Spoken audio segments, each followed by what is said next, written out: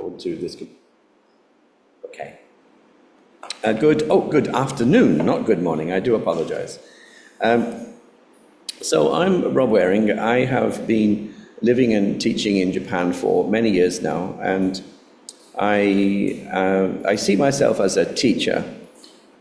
Secondly, I see myself as a material designer and a researcher, but also I do a lot of talks.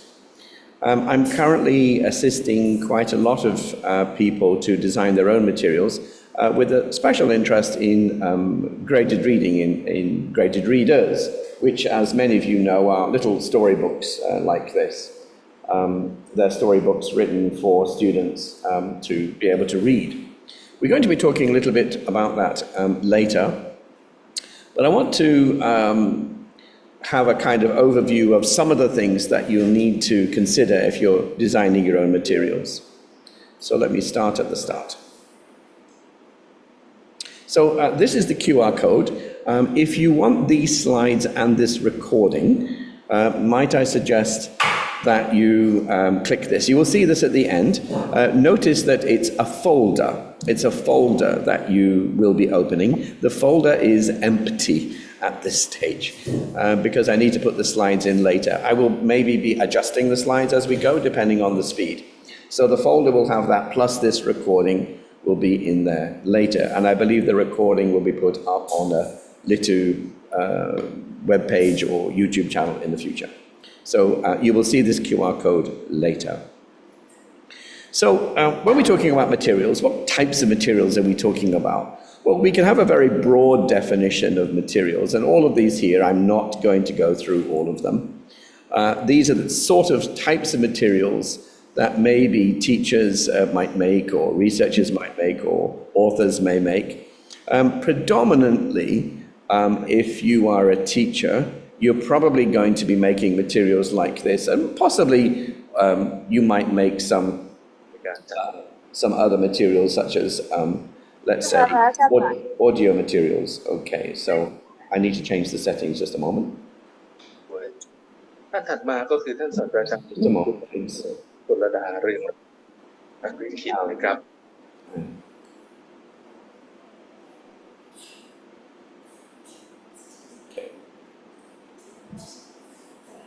Oh, hello now.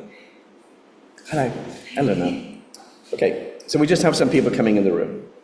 We have a few people with their microphones.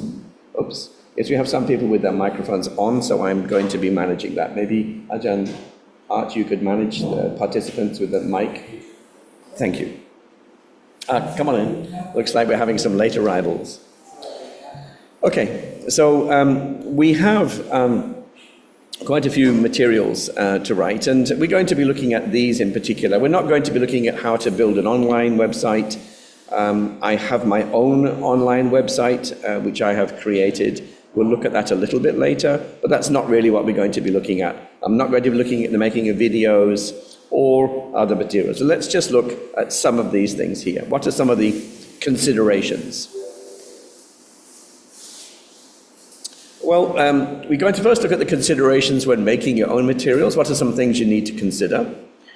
We need to understand activity types, and when I've been helping people write materials, sometimes people are not quite clear exactly what their activities are doing and whether there's a good balance of activities in the books that they're writing or materials that they're writing. We're also going to be looking at the use of AI, particularly ChatGPT in content creation, how we can use that and what are some of the dangers of using that, and maybe a solution for that in the future. We're going to be looking at how to make your own stories. Let's say you want to write your own graded reader, and making your own word lists. These seem to be topics I'm often asked about. So it's quite a range of things we're going to be looking at today. I will be showing you some software that you could use, and please take a screenshot of that whenever you get to it. But you will see you will see this on the recording. I tend to go quite quickly with many of my speeches. There's a lot to say, so please feel free to download the recording and slow it down so you can understand more carefully. So what are some considerations? Now, you don't need to look at the text in black. You don't need to read it. It's not important. You can go over this later. But we do need to consider the items which are in blue. Learner needs and goals. We have to make sure that any materials we write is matching their needs and matching their goals, not just our goals, but also the students' goals. The material has to be relevant to what they're doing, what you're doing. It's relevant to the students, and it has to be in some sense authentic. I don't mean authentic meaning it has to be native level material, but it has to be something that's truly relevant to the students and their needs. Another one is we need to make sure we have a balance of language skills. We need all of the skills, unless of course you're writing a listening book or a reading book or whatever. If you're not specialized in that, then you'll need a balance for a general 4 skills book.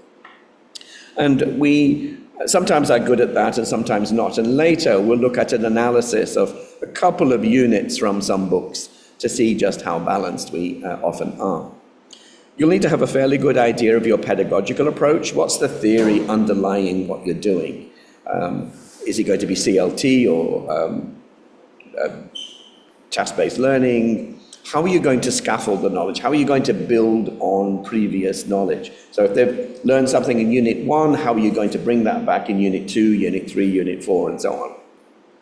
And feedback and assessment. Number 5 would be how to engage and motivate the students. How do we make sure the materials we write are actually engaging and not just text which we are writing to fulfill a requirement of topic title? And materials have to be written and also designed in a way that's user-friendly. So, for example, you need to make sure that it's going to be attractive on the page, it's easy to go through, the flow is easy, the students know exactly what to do at each stage, and you need to be extremely careful with your instructions to make sure the instructions match what you're actually asking the students to do in the activities. You may need to, you don't always need to, but you need to integrate technology. Very often that might involve listening or speaking materials that you could use. There are... Oh, I'm not on screen. Oh, crikey. Oh, I do apologize. How stupid of me. Yes, I'll share my screen. This one. Yes, I do apologize for not sharing the screen. Can you see now? Yes? Can I see my screen? Let's go back to the instruction. Do you want me to go back to the beginning? Okay, I do apologize. Yes, let's go back to the beginning. Share my screen. I want to share my desktop, actually. Let's share my desktop would be better because you need to see the whole desktop. Can you see? Yes, okay, so let's go back a bit. Oops, sorry folks, let's start again. So when we're looking at materials, this is the material list of materials that you could see, and I mentioned before we're going to primarily look at these materials, not the other ones. So how do we write textbooks or workbooks, readers, dictionaries, and so on, yeah. Maybe not dictionaries. Okay, so we're going to be looking at the considerations when making your own materials, understanding activity types, the use of AI, making your own stories, and making your own word lists. You can see my screen okay on there? Okay. So these are the topics I mentioned before. You only need to see the blue items, which is you need to understand learner needs and goals. We need to make sure the content is relevant and authentic. We need to have a balance of language skills, that there's good integration of the skills, and that you're clear, very clear about your pedagogical approach. What's your theory of material design? What's your theory of language learning that comes through the materials? What are you actually trying to do? What's the approach that you're taking? In number 5 is engagement. Make sure the materials are engaging and that it will motivate the student. So you're going to have to do some research here to find out maybe with student needs what topics they're interested in. Also, the design of the materials have to be user-friendly and easy to navigate. So you need a design, a page design that's easy to follow. It's a good idea to keep the same page design for every unit so that students have some consistency and they can follow what's going on. We need to possibly include some technology for some listening material maybe, or supplementary reading resources. We need to be aware of cultural sensitivity. So very often a big topic recently has been the inclusion of making sure we have some representation for diverse cultures. But you have to avoid being stereotypical. We don't want you to be too stereotypical with the types of things that we have for our students. Just a moment, I'm trying to...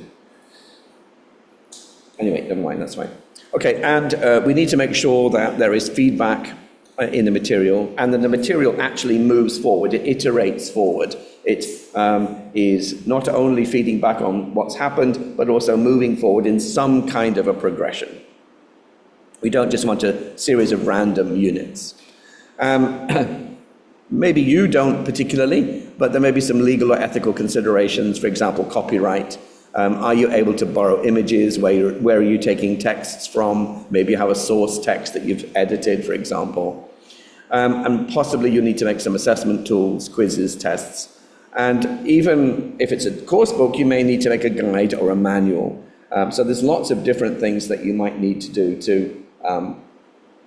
to make sure that the students are getting, and the teachers are getting their proper support. Now, for some reason, there we go, okay. There we go, all right.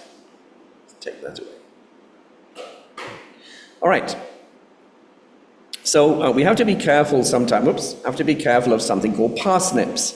I don't know if you've heard of parsnips before, but if you're writing for an international audience, or let's say a national audience, there's often some topics you have to be a little bit careful about. If you're writing just for your students, that's possibly okay. But if you're writing for a wider audience, we often try to avoid as much as we can political views and agendas. Try not to put forward a political view or an agenda, because you'll find that if your book is sold internationally, that if you're saying something critical about a person or critical about another country, then that can cause some backlash. The other one is we try to avoid things like alcohol. That's not a good thing for students in, particularly for high school, junior high. Try, if you can, to be neutral about any religion, unless, of course, it's a text about religion. Try to be neutral and open to that, rather than just push one particular religion. It's often good to avoid that. There's lots of emotions come, and it can cause trouble. Of course, avoid sex and sexual content and innuendo. Narcotics, drugs. Try not to have any references to drugs, either positive or negative. Even if you mention drugs, there are some publishers will not publish your book, even if you're saying things like drugs are not good. So be careful about that. And try to be careful of what's called the isms, racism, sexism. So try to avoid discriminatory language or ideas related to race or gender that social groups may be, would object to. And the last one is pork, would you believe? Be mindful of dietary restrictions. So if you ask, for example, you're writing a book which is sold in the Middle East, you probably not want to include pork in some of the recipes or something you may be showing in your book. So these are some of the things. But this doesn't just apply to the text itself, it also applies to pictures. So here, for example, you can see some pictures of Pocahontas. Now, some years ago, probably 20 years ago now, I was assisting people in Boston for Cengage learning, which I think at the time was called Thomson. And one of the materials we were looking at was a story of Pocahontas. And I'm sure you're familiar with Pocahontas, who's a North American native lady who 200 years ago fell in love with a Western man. Anyway, story doesn't matter. But some pictures were given. I don't have the exact picture, but the thing was that in order to publish the book, there were some parsnips, that is, some things we had to worry about. And so the book was being targeted at a market for money from Bill Clinton's program called No Child Left Behind. And in order to qualify to get that money to be used by schools, we had to comply by a big checklist of things. And this picture, these pictures did not comply. Can you guess why? Why would these pictures not be suitable? Any ideas? Let me tell you, it's a bizarre reason. First one is yes, that's showing a little bit too much skin, probably, but no, that wasn't the reason. Is it because of the ethnicity in the picture? Ethnicity, well, Pocahontas is native North American, so I suppose trying to show her as native North American, yes. Some people may say she looks a bit like Mulan, I don't know. But no, that's not the issue. The issue, which when we found out made us laugh, and this is a story I love to tell, the issue was that they were not wearing life jackets. Oh, safety. Safety, exactly. Now that's bizarre, but we could not have this image accepted because we were not promoting safety. So what we did is we actually changed the image. So Pocahontas was on the side of the river and getting out of the boat. And in the boat, you could just see some things which might look like life jackets. So that made us laugh, but it does get a little bit silly. But do be careful of these sorts of things. There may be some strange things you need to worry about for compliance. So let's assume now that you wanted to write some materials, and let's say your materials look something like this. This is the sort of typical material that you might write, a short passage, you're trying to teach some grammar, maybe you teach some vocabulary, you've got a topic which is about time and the earth, and you're going to write a text, you're going to need some images, and after you're going to have some exercises. Very typically, people would have comprehension activities that would follow. Then they would have some vocabulary activities, as you can see down here. And there would be other things here, like, for example, grammar exercises, and some kind of a control productive test. And this is quite typical of the material that many of us would want to create. Now, I do want to stress it's important to understand the materials that you're writing. So, if we look at the materials, there's lots of different things that we could put into course books or the type of activities that we use to refer to in our course books. So there's lots and lots of activities. Let's look at a few of them. So one of the things we often do in class is word learning.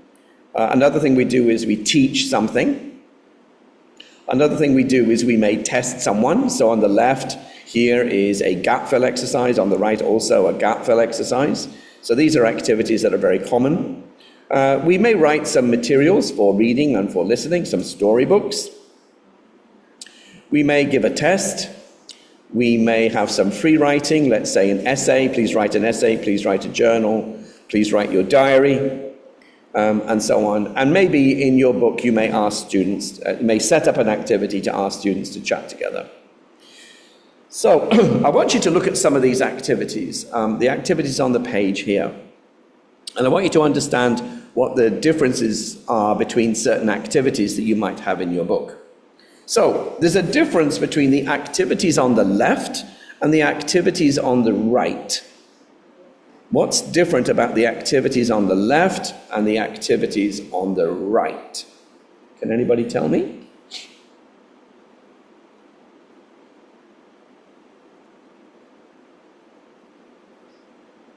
Just a second. Input and output, yes, exactly.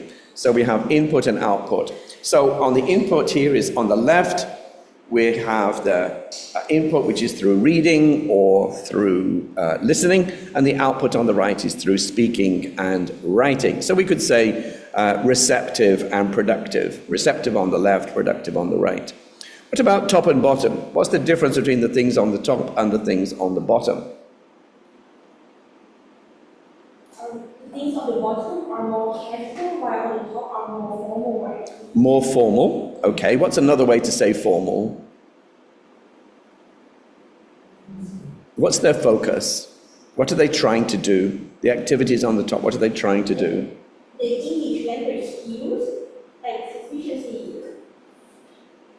English language use. Okay, keep going. On the top are focused on proficiency, but the bottom are more focused on fluency and day-to-day. Proficiency, fluency. Okay, keep going. Anybody else online? Please, in the chat. Pardon? Inductive, deductive. Not necessarily, because sometimes you can be deductive about some things on the bottom. No, the difference that I have here is, whether it's language focused or whether it's meaning focused. Some activities are focused clearly on teaching and testing a piece of language. So the top items here, so studying from a grammar book, why do you do that? To learn a piece of language. It's language focus. Why do you do conscious word learning? To learn some words. Why are you doing a gap fill exercise? Well, you're doing it to check your understanding of something that you've just learned. Why are you doing a sentence completion task? To check that you understand the grammar or the correct vocabulary. So the activities on the top are language focus activities. Your focus is about learning a piece of language. The items on the bottom are not focused directly on learning language, because when you read something easy or watch a movie or browse the internet, you're not doing that to learn a piece of language. You're doing it to understand the story, understand the passage that you're doing, understanding the radio program you're listening to. And similarly on the bottom right, when you write an email, you're trying to write your message. You're trying to say your conversation. You're trying to write your meaning for essays. So the top is language focused and the bottom is meaning focused. So just to repeat, language focused activities teach or test a language point, the past tense or relative clauses or maybe some words to do with buildings or colors or whatever. Usually this is the start of learning. So when we're just teaching an item of grammar, let's say relative clauses, and you do it in your course, of course, this is only the start of learning. They haven't mastered it forever, of course. So this is the start of learning. If you introduce some vocabulary, you can't expect them to remember it next week, next month. So this is just the introduction to the item. This type of learning and teaching is done as the whole class. And this is why we have a course book. Course book, all the students have this, or you have some handout that you give to the whole class. So it's a whole class thing. It's not personalized because you're trying to teach the whole class a piece of language. And often it's highly controlled. As you write your activity, you want to make sure that if you have, let's say, a reading passage, that the item that you're trying to teach is in your reading passage several times. You carefully write your reading passage so that you can control the language. And maybe if you're including vocabulary, you've got to write the activity to make sure vocabulary is included. And the aim here is to try and teach the rule. So the rule for this word is so-and-so. This is how you say it, this is how you pronounce it, this is what it means. This is the rule for the grammar. When using past tense, we add ed, for example. The meaning focus activities are quite different. They practice the skills where there's real reading, writing, and speaking. So the idea is to really read something, really write something. And the focus is on general understanding. Now, you may incidentally pick up some words, but that's not the aim. You don't pick up Harry Potter to learn vocabulary. You pick up Harry Potter to enjoy the story. You may pick up some new words on the way, but that's just a byproduct. And the aim of the meaning focus activity is to deepen existing knowledge and build connections. That is, so that you can see how the word or the grammar that you're teaching is used in various contexts, how the word is used with its collocations, for example, or how it's part of phrases like phrasal verbs or some lexical units. And the meaning focus activities allow students to experiment with their knowledge. By that I mean that if you ask students to just say what you want, so talk to your partner about da-da-da-da, then the students have an opportunity to find out how well they can use it. How well are they able to use the word well? Can they use the grammar correctly? So they have an opportunity to experiment with their knowledge and allow the learners to work at their level. Now, meaning-focused activity, often the student will choose the reading material they want to read. They will write at the level that they can write. They will speak at their own level. So they're allowed to work at their own level and often at their own pace. So if you put these together, we would call this, or I call this, the balanced curriculum. We have language-focused learning activities, which are receptive and also productive. We have meaning-focused learning, which is receptive and productive. So if we just look a little bit more carefully into these materials, you can see that the top items of the balanced curriculum are focused on language learning. This is often through some textbook, or maybe you want to do them word cards or a gap fill, or using your dictionary. The bottom would be more like using Harry Potter, or listening to a story, writing an essay, or chatting, for example. So they have quite a different type of focus.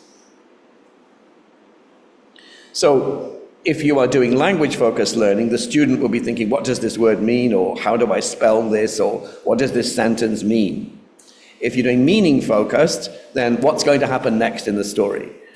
What's the best way can I say this when I write my sentences, when I write my essay? How can I say this in the best way? And why is she saying? You may be listening to something and say, why is she saying that? It's not what is she saying, this is why is she saying that. So very different purposes and very different outcomes.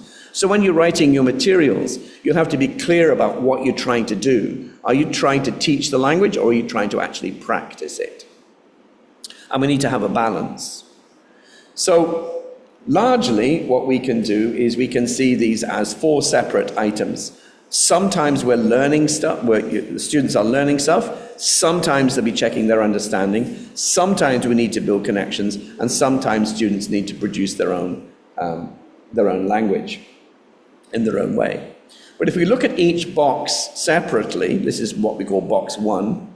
So the aim of these materials is to build language awareness. What's the grammar? What's the vocabulary? How do we say this? Build some basic study skills. Build a form-meaning relationship, the relationship between a spelling and a sound with its meaning. Build a working vocabulary. Build, for example, systemic word knowledge through, say, building affix knowledge, for example, or word part knowledge, and so on. And that would involve these types of things, yes? These types of things we would do for language-focused input.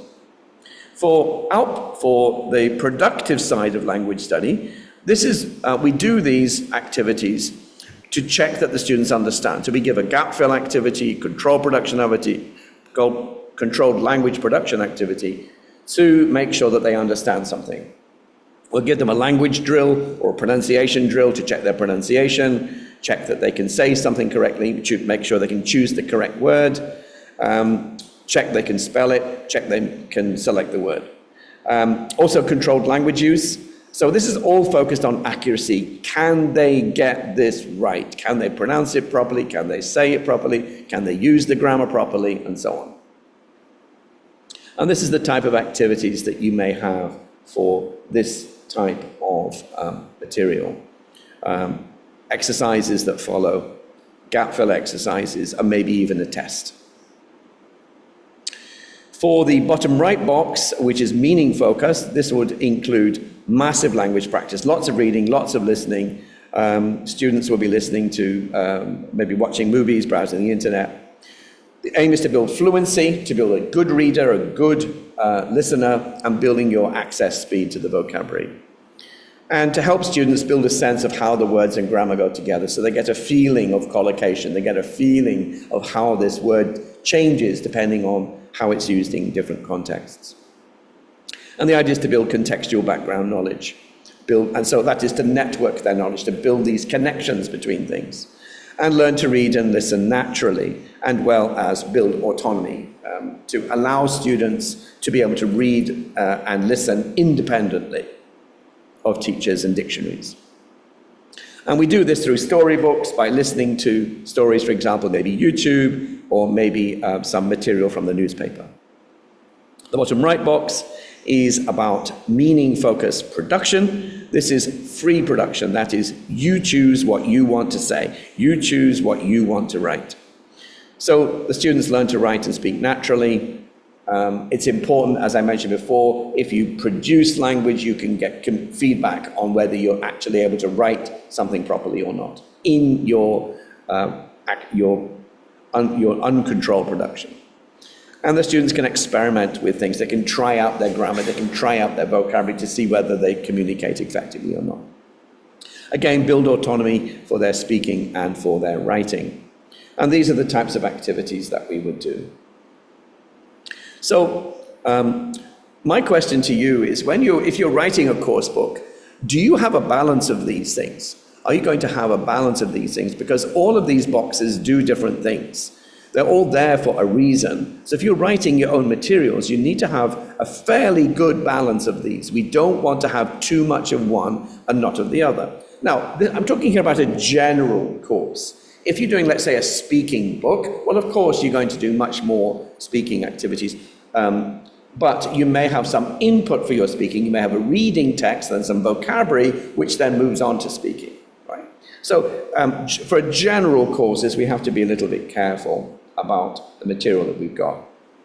So if we go back and again look at these 4 boxes, the learning stuff box, the checking understanding box, and so on and so on, let's now look at some material. Let's look at a textbook. This is a textbook from China. This is a very standard textbook material for obviously very young learners. And the aim of this material, if you look at it, we examine what is actually happening on this page. You can see on the left page that the students are getting model language. For example, this is Amy, she's quiet, she's very hardworking. That is Wu Bibin, he's very clever, he's polite. So what they're demonstrating here is the be verb plus adjectives of character. That's what we're trying to teach here. We're trying to teach some vocabulary. We're modeling this vocabulary. On the right page, very similar, we have what's she like? And the answer is she is strict. Is she strict? So we have the question form, we have the response as well. So what's she like? Question form, answer, she's kind. Follow-up question, is she strict? Yes, sometimes. So we have yes, no questions and open questions there. And these are all being modeled on this page. And so this is very carefully chosen by the textbook author to model the target language of the unit. So on the next page here we see again another activity. This activity here is do you know? No, I don't. So this is introducing the negatives, this is introducing questions and responses. So this is all modeling language. Here again we have a controlled productive activity. The idea is who's your English teacher? Miss White. Is she kind? Yes, she is. Is she tall? Is she friendly? Is she quiet? This is a controlled, productive activity to practice the language the teachers are, that the textbook is trying to teach. And it's probably accuracy focused. This activity here is very similar. This is where the respondent has to choose Miss Young is old, Mr. Jones is young, Mr. Green is funny, and so on. So they have to, again, very controlled. You can only answer what's on the page. You can't use your own words. This is all very highly controlled, focused on accuracy. Bottom right activity here, a bit different. This is a little bit more open. Who is Mrs. Smith? Here you're not being restricted to what you can say, but probably you're going to respond to the items in the unit which you were told about Miss White before, Miss Smith. So there's a little bit of freedom here, but not very much. You're still restricted to what's in the unit. So a lot of this is accuracy focused, controlled practice, and semi-controlled production. Here we have more activities. This is a contextualized listening model, again practicing exactly the same language. Now we're doing it through listening rather than before through reading. And again we have a controlled productive activity down here. What's she like? She's quiet, funny. A little bit of freedom, but you only have 6 things to choose from. This is a gap fill exercise. Again, what you're trying to do here is make sure you get it right. On this page, again, this is a controlled activity. Make sure you're matching the correct grammar. I am, you are, it is. Again, very highly controlled. Here, gap fill, there's only one correct answer, checking the grammar of what's going on here. Now, the right page confuses me somewhat, Because here we're looking at some modal verbs and past tenses, and here we have some more modal verbs and so on. So I don't quite understand why this exists, because it's not really recycling the language which we have learned in the unit. This is completely new language, and I'm not really quite sure why that's there. Yes, it's a story, but I would have expected a story about characters and people rather than something about football using lots and lots of modal verbs. It just seems bizarre to have that there. So if you look at that type of, that sort of material for this book, if you think about a textbook that you have, a textbook that you're using, and a textbook similar to the one you've got, what percentage of the activities in a typical course book would be language focus? And what percentage of activities in a typical 4 skills course book be meaning focus? One of my graduate school students last year, 2 years ago, she researched 3 series of graded readers, 3 series of textbooks, looking at the textbook itself plus the workbook for junior high and for senior high. And she examined every single activity in all 18 books. It was something like 3,000 different activities, and she categorized them all. And she wanted to find out how much were language focused and how much were meaning focused. Have a guess. What do you think? 50%, 20% language focused, 30%, 60%? What do you think? Anybody? The Thai gets more. More? So it would be, what kind of percentage are you thinking about? 60. 60%? Okay. Anybody online? I would guess it goes like 70% language focus. 70? I would guess Wow. so. Yeah. Okay, wow, 70%. No, her data showed 97%. Language? 97% was language-focused material. 97%. There was 0 meaning-focused input, that is, extensive reading, extensive listening, and only 3% was non-controlled speaking activities. This is in 18 different books. And having a look at some Thai books, What level? so these were for junior high and senior high. Junior high and senior high. At the higher, she's currently finishing her doctorate, looking at university texts, and she's not finished this, but she's finding that it's still extremely high. It's around 90% of the stuff in material for universities, that is, books by Cambridge, by Oxford, by Pearson, are still largely language-focused learning. So it seems to me that we have a balance problem here, right? So if you're writing your own materials, please be very, very, very aware of how much stuff you're actually teaching, how much is actually building connections. Because it might mean that you have to write your material to make sure that the extra language, the meaning-focused learning is in there. You know, we already have lots of materials which is about language-focused learning, but we don't really have enough for meaning-focused learning, particularly textbooks. So we have often a very unbalanced curriculum. So when you're writing coursebook materials, these are just some suggestions. Make sure you have a purpose. Why are you writing this? Have you done a market analysis? Which books are already on the market? And who is your target audience? Is it junior high, senior high, university students, medical students, and so on? You're going to have to do a needs analysis to find out what's relevant to the students, what's relevant for their needs. If they're agriculture students, what language do agriculture students need? What materials would agriculture students be interested in? What kind of visual aids would you give them? How many books are you going to write? Is it 1 book? Is it 2 books? Is it 3 books? A series? How many units in each book? How long will the units be?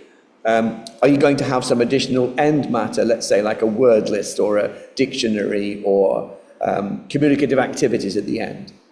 You'll need to be very clear about your theoretical framework.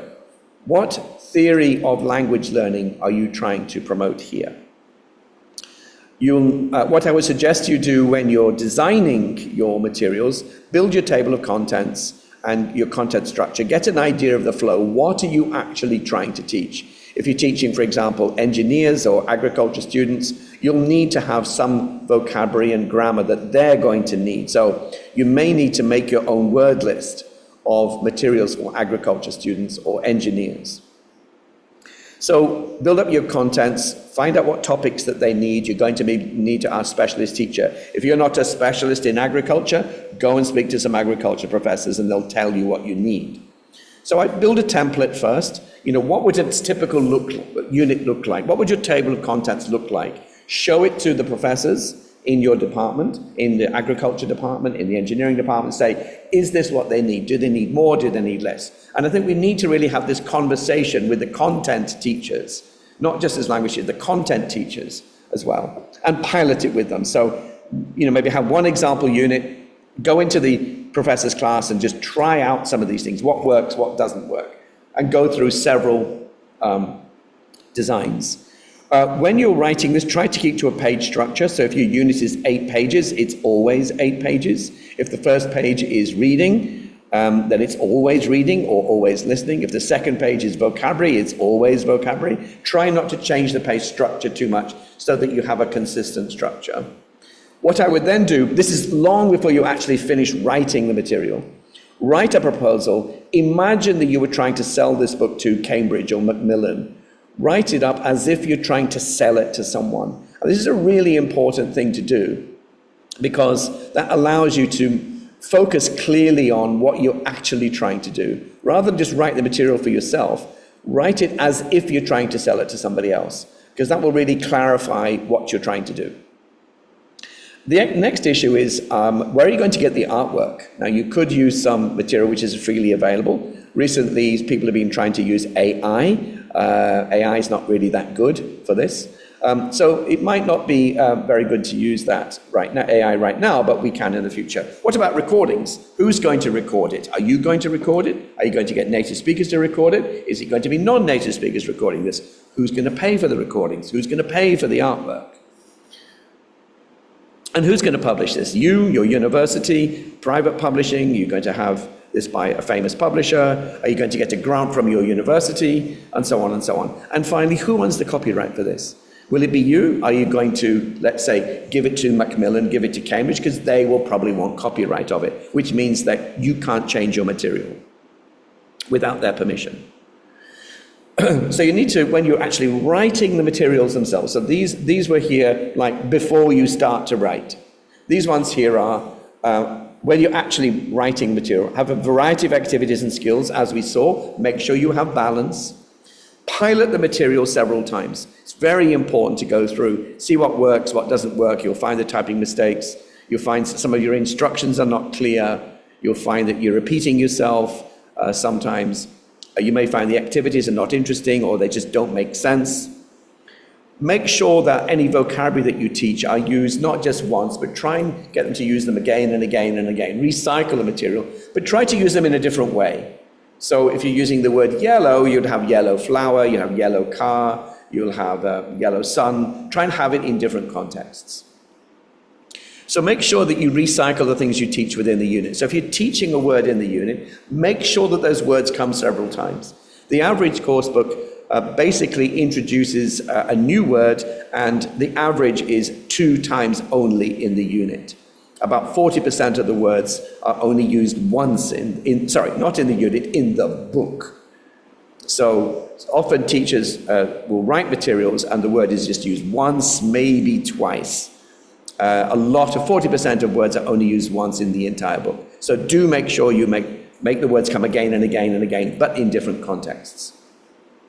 You'll need to think about how your units work together as a whole. Where do you start? What's your first unit? How does it build to the second unit? How does it build to the third unit? Maybe your review unit. How does that consolidate what you did in 1, 2, and 3? And then how does 4, 5, 6, 7 units? How do they build? How do students feel a sense of progression? So you may find, as we saw before, that there's not enough meaning-focused input. So you may need to add additional narrow reading and listening materials. That is, you may need to have some supplementary materials, which could be on a website or maybe a QR code or somewhere else. You may need to provide that depth of knowledge. So let's say, for example, your unit is about travel, then you may have 6, 7, 8 additional readings or links to additional readings all about travel. So you need to provide that depth of knowledge. If your course book doesn't have space to have all of those additional readings, then maybe you might have some QR code or something to link to additional material. So as I said before, be sure of what you're trying to do. Is your activity focused on meaning or is it focused on form? Make sure that the grammar vocabulary is at the right level. I cannot tell you the number of teachers who tell me that the book they've got is just not suitable for their students. It's not aimed at them. Somebody's made a decision and the book is just inappropriate. Some students are way off the bottom and can't understand. So make sure you know what your student's level is. What part of the needs analysis is to go and actually check the grammar and vocabulary of your students so you know what they know, and then you do the next one in line. So you also need to check how you're going to assess progress, how you're going to check understanding, what kind of progress tests are you going to have, and are you trying to aim at maybe you want them to move from, say, A1 to A2. How are you going to assess that? So there's lots and lots of things to think about. It's also important when you're writing your activities, let's say a grammar activity, you understand the difference between checking the understanding of the form and understanding the meaning of the form. So in this one here, the idea is you've got to choose the correct form. Is it went or goed or goes or go? Correct form, right? This is not, do you understand it means past tense. This is, can you choose the correct form? Here, he went or did he go? So here, checking how do you make questions, right? In the bottom one, this is the meaning of the form. How do we use it? What does the meaning, what does this grammar refer to? So this one's checking that when we talk about usually bed every night at 11 o'clock, this naturally implies the present tense. So students need to be able to know that we use the present tense of go, not the past tense. So this is checking the meaning of go and went here. We use this form in the present tense. And similarly here, we use went in the past tense. So do be careful of the activities that you're writing. So one thing that you could do is to sourcing your material. You could go somewhere like the BBC. BBC has texts like this. So you can maybe copy this text, and often for educational use, you're able to use these things. If you're actually publishing the book for commercial practice, then you may need to get permission, of course, from the BBC or wherever. So let's assume that you're just writing these materials for yourself. So I'm now going to step out of here a little bit and just show you a couple of tools that you could use. So I'm going to move that down for the moment. So this is the actual BBC, and this is the text. So this is the original text here that we have got. So one thing you'll need to do if you've got this text here is you can see there's lots of difficult words. Commandingly, atop, poet, chalk. These are some words that may be difficult for your students. Newfound solitude. So if we select this text here, let's just select the text. Okay.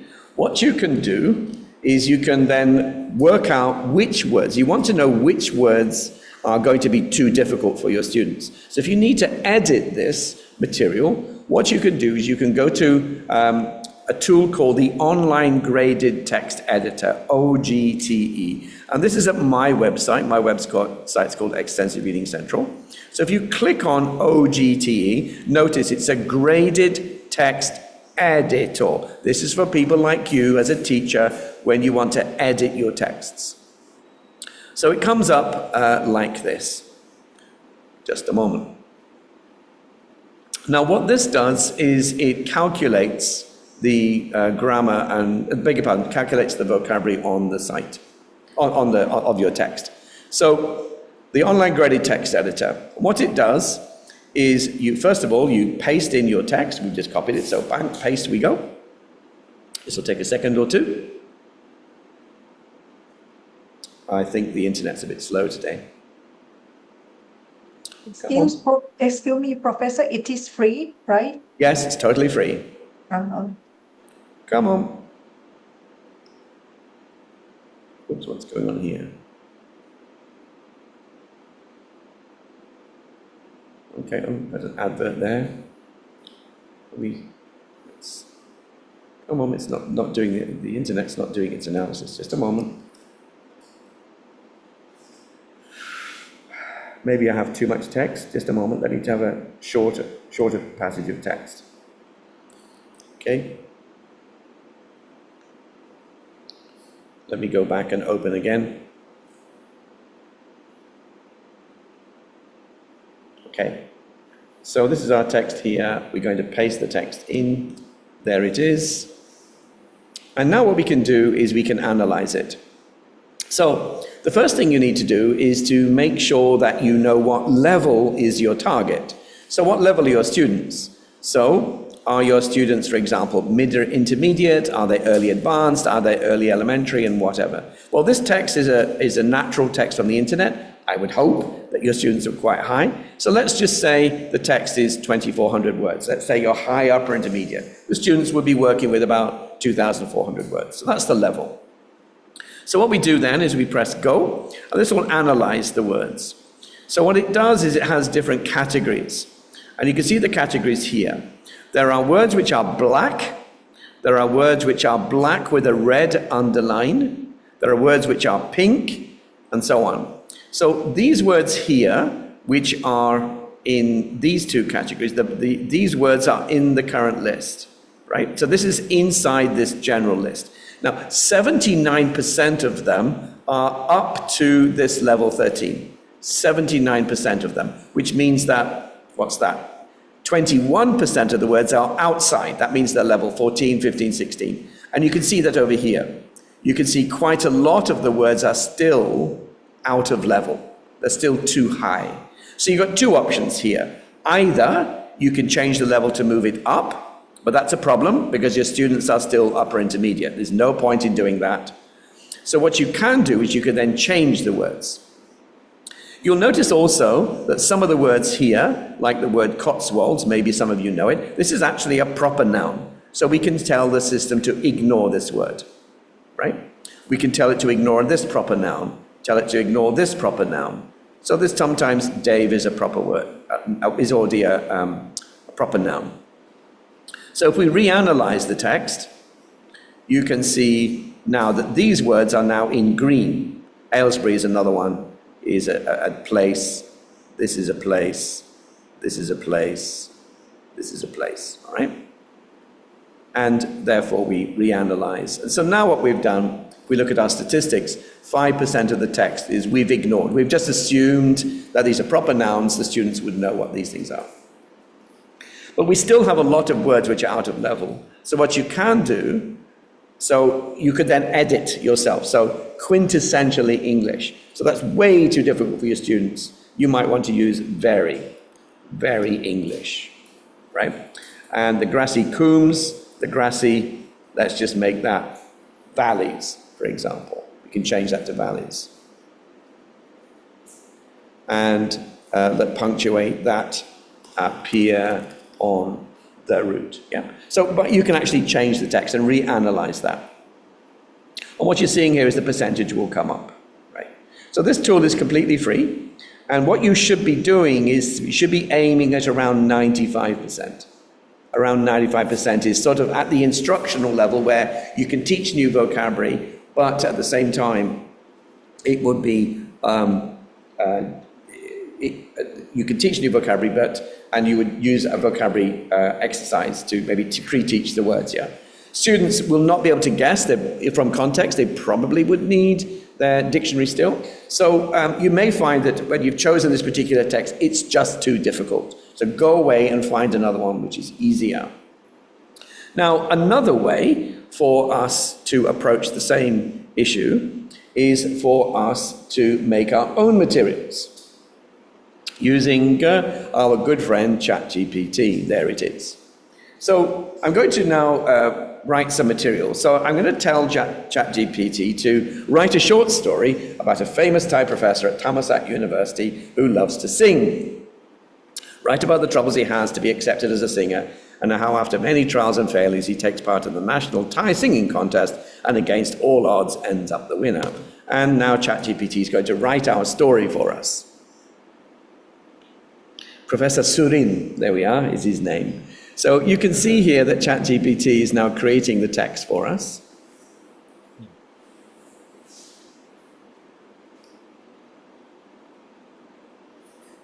Okay, there we are.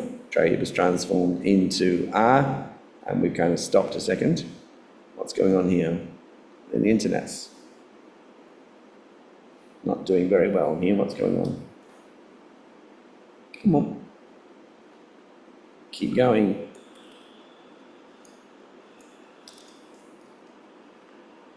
Oops.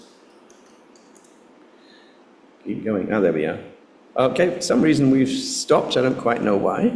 Oh, here we go. So this is our story. All right. So if we just read a little bit of this, right? In the heart of Bangkok, nestled in the historic walls of Thammasat University, was Professor Surin, a man whose lectures on Thai history were as legendary as his penchant for singing. Now, immediately you notice this is quite difficult, right? But what we can now do is we can say, now draw a picture of the professor, right? So the AI will now draw a picture of the professor singing on stage. Right, which we can now use for our materials. There we are, Professor Surin. Yeah? And the next thing you can do is you can then say, now make our own five-item multiple choice test questions and mark the answer with an asterisk, okay? So now it's going to actually here are some questions, right? So it's doing this automatically for you. I've got people in the room here with their thumbs up. Nice story. Well, let's see. So now make a 10-word vocabulary item test. So these are some key words that come from the test itself. So what we have here is the possibility for us to take our story, like this. Here's our story, okay, and we copy it into, for example, Word. There we go. There's our story. And then we take our picture, right? So copy the image and we just put it into our text. Here we are. Come on. There's our, oh, it's a bit too big. Let's make that a bit smaller. It's way too big.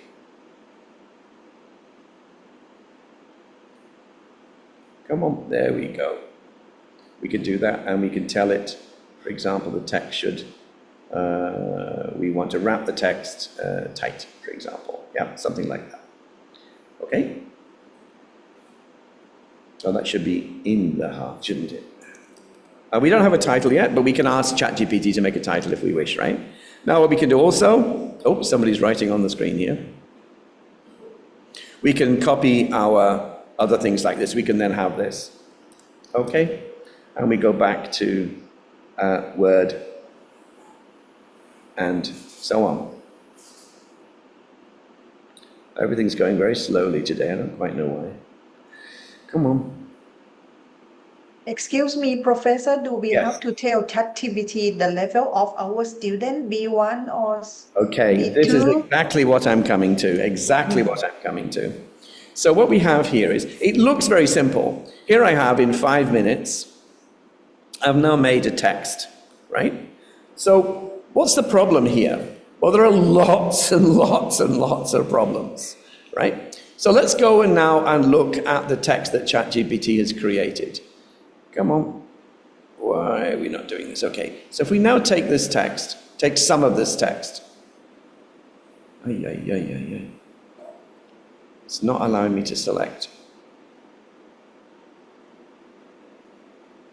Okay, let's just take some of this text here. Copy. Copy. And we go back to our online graded text editor. Let's refresh the page. Come on. Here.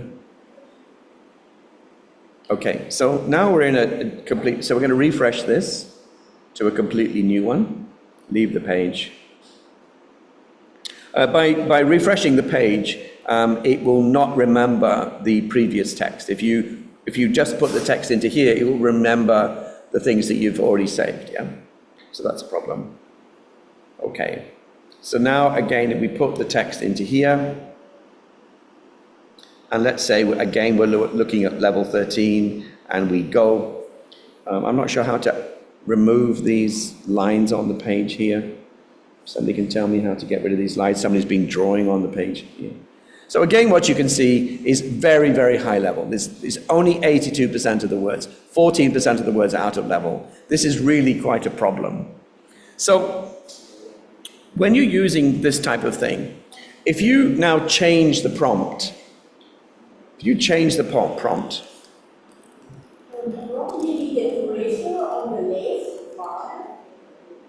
eraser is this one.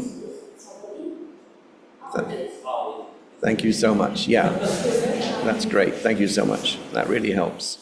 Okay, so let's now go back to our original prompt. This is the original prompt for ChatGPT. This is our original prompt that we had, but now I've said write it in easy English. Let's see if that makes a change. So again, what we're getting is the story is going to be written. Now, it's probably, okay, they've kept the same person, so that's nice, yeah? Can it be dictated in a way that the NVLT is incorporated in that? So the question is, how much control? I'll come to that in a minute. How much control do we have over this? So you'll notice now that the language is quite different, yeah? It's quite a bit easier. And again, we could go through the process of make a picture, comprehension questions, and so on and so on. So if we go back to our OGTE tool again, and we can see whether or not the text is actually easier or not. Now it might be too easy for the label like this. Right. We come onto that problem as well. So let's just say we were level 13 is where we want to be, and we click go. So now we have 95%, so we're doing okay. So ChatGPT has done pretty good job at being able to stay to the level that we wanted. And that's fine. We now have several problems. Let's go back to the slides. So this is a review of what the online graded text editor does. To remind you, the words which are in black are the words which are in the selected level. Words which are red are out of the list completely. Red underlined there in our list, but they are not at the right level. And the green are the words which are ignored. So this is a very useful tool. But is it possible for the online graded text editor to check whether the text is too easy for apply label to? I think I may be losing my connection. I'm just going to change. I'm sorry, everybody. I'm getting a signal to show that my signal is cutting out. I'm going to change to my phone to see whether the signal might be more reliable. So you've got to be very, very careful using AI, large language models such as the ChatGPT. Okay, several problems, several major problems. The first thing is, I don't know if you know, but the way ChatGPT is made, it's made by looking at literally tens of billions, hundreds of billions of words of texts, native texts, that is, materials written for native speakers. So, ChatGPT does not really understand level. If you say to it, write me a text at level A1, write me a text at level A2, write me a text at so-and-so, so-and-so, TOEIC level 400, it cannot do this. It cannot do this. It's not designed to do that. It's not designed to understand the mathematics. So one of the problems is you can't restrict them to certain words. So you might say, ChatGPT, here is 1,000 words. Please only use these 1,000 words when writing your text. It can't. It will use words outside the list that you say. So you have to be very careful, not careful to be specific about the prompts that you choose. So if you want certain answers, you have to be very careful. And I suggest you look at a couple of websites that look at how to choose prompts carefully to ChatGPT. The next thing is that they don't really understand story. Now, let me show you what I mean by this. If we go back to where we were, and we go back to our story of here. So if you just read the story, take a moment or two to read this story.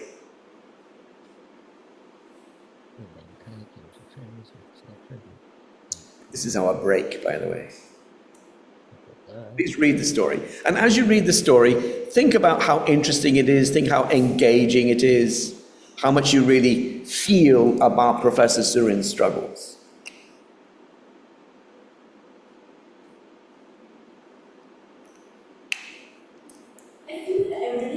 Please, people are reading, yeah?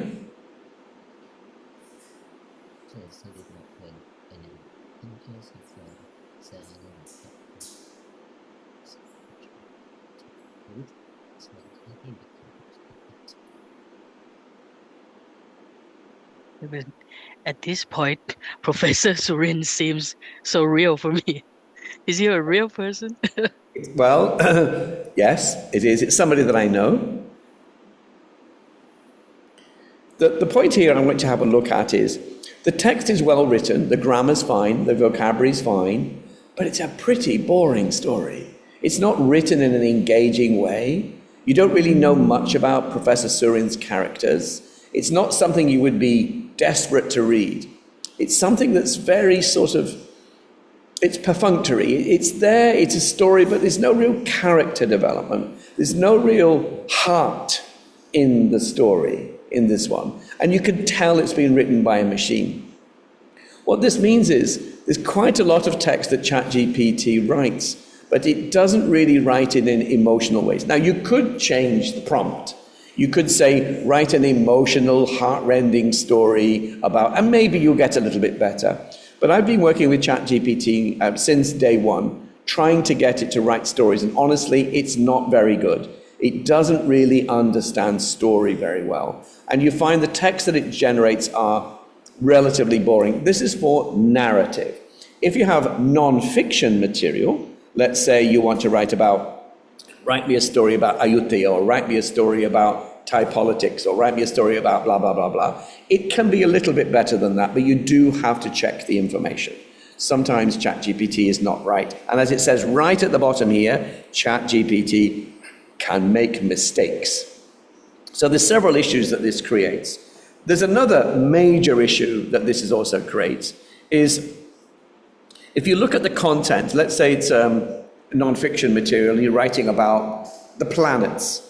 The material that it writes would probably give you a B grade at uni. It's very generic, it's not very in detail, and your professor, if the students were cheating and using ChatGPT to write their materials, the professor would know very quickly that the student probably didn't understand the topic very well. And there's an issue with copyright as well. So if you use this material in your book, who actually owns the copyright? Do you? Does ChatGPT own this material? So you're going to have to work out that. But a major issue with this, and I think this is probably one of the fundamental issues, is that the ChatGPT does not have a memory. It does not remember the words and the grammar that the students have used previously. And it's important for this because, as I said, when you're writing your materials, you want to make sure that Unit 1 is Unit 2 is building on Unit 1, Unit 3 is building on Unit 1 and 2, Unit 4 is building on. So there has to be some progression. The language and vocabulary in Units 1 and 2 should come again later in the book. But if you're asking ChatGPT to do this, it will only ever create new original texts, each one of them separate. So what you'll end up doing is you'll have a content page that looks like this, where you'll have your Unit 1 with a topic, Unit 2 with a topic, Unit 3 with a new topic, new topic, new topic. And each of those will have new vocabulary, new functions, new structures, new pronunciation, new reading. So ChatGPT can't solve this problem.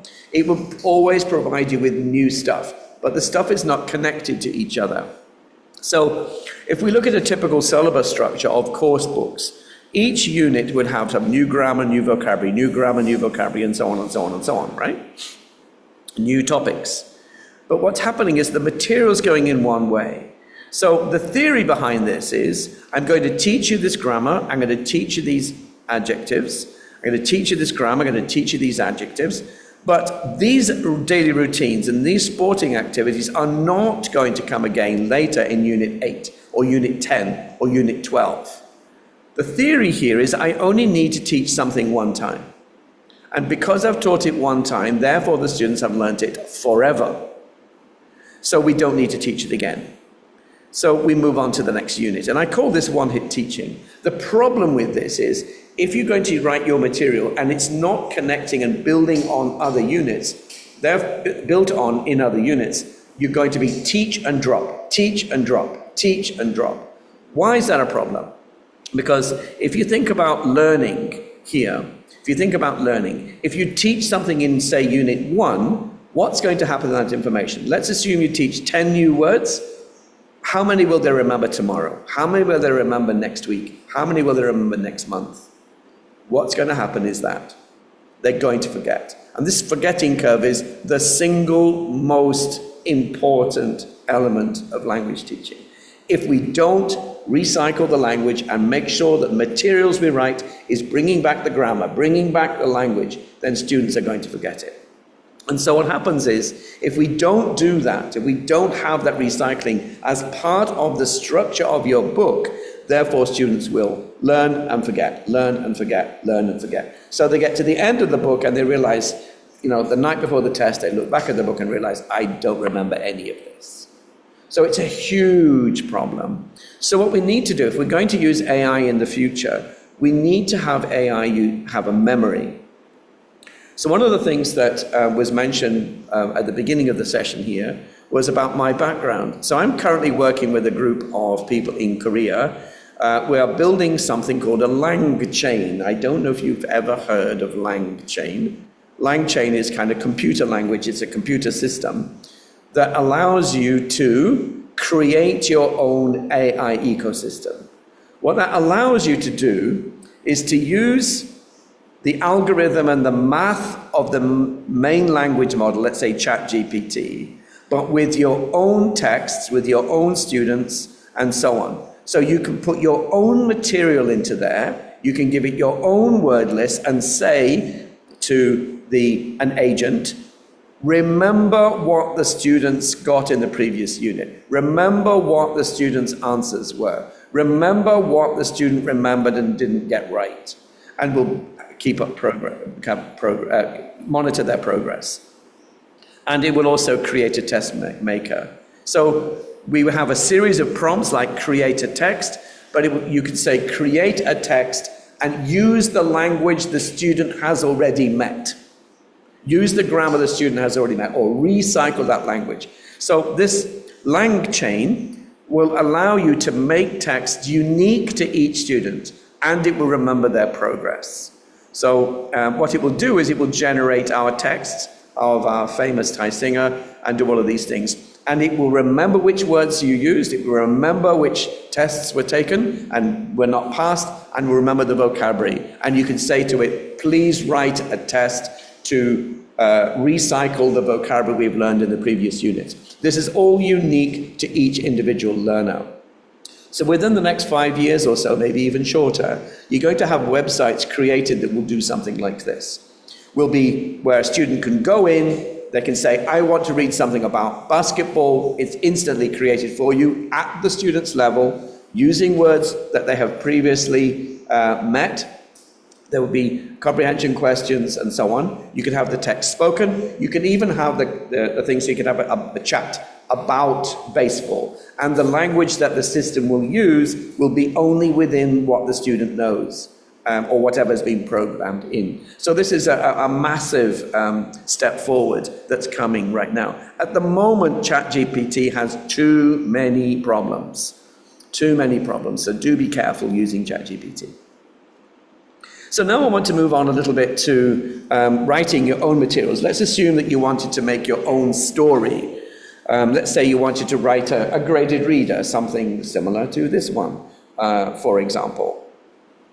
So what do you need to do to make a good story? So I mentioned before that ChatGPT is not at all good at really making motivating, interesting, compelling stories. It can give you a storyline, this happened, this happened, this happened, this happened, but it's kind of boring to read. So how can you write your own stories to do that? Well, there are three important things that you need to do when you're writing. Three important things to think about when you're writing your own story. The most important thing is story. Have a good story. The second most important thing is story. And the third most important thing is story, right? So you have to make sure you get a good story. So how do you come up with a good story? Where do stories come from? Well, very often you may have somebody say something like I did in the prompt. Tell a story about a Thai professor who wants to win the national singing contest. The problem with that approach is it's telling you the storyline. It doesn't tell you anything about motivation so much. So stories are not just a list of events. Stories are about something. The story about the Thai professor is about struggle. It's about overcoming struggle. How does hard work lead to success? That's what really the story is about. And that's the emotional connection that we have. So there's a reason the story exists. It's about something. There's a message. And this idea, this central idea, we call a premise.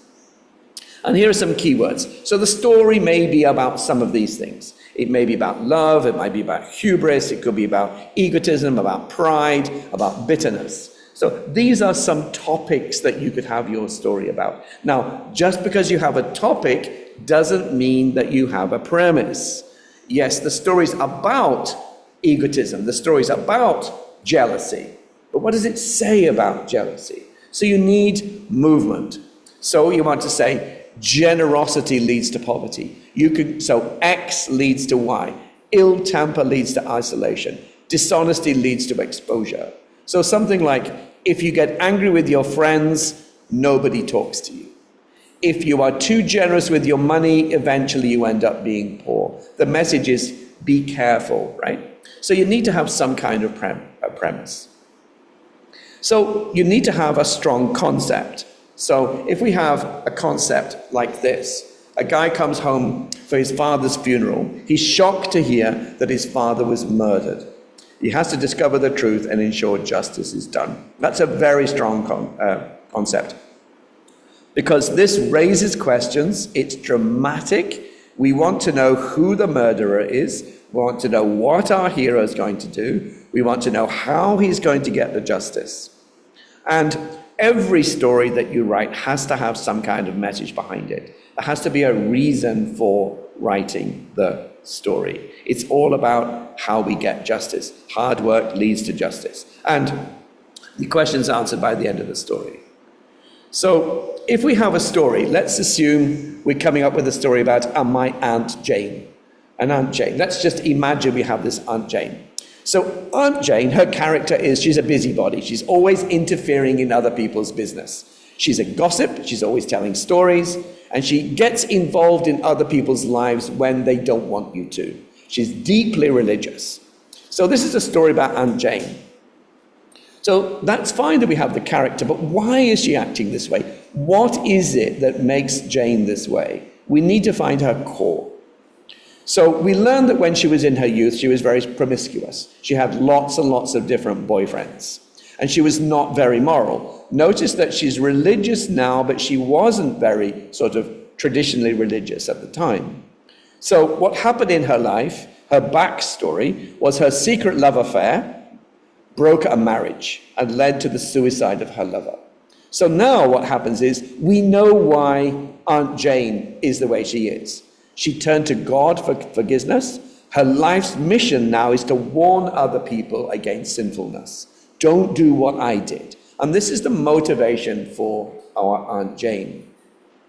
So this is fine. We have the context for it, but what's the point of the story? What's the motivation for the story? What's the thrust of the story? What's this story going to tell us?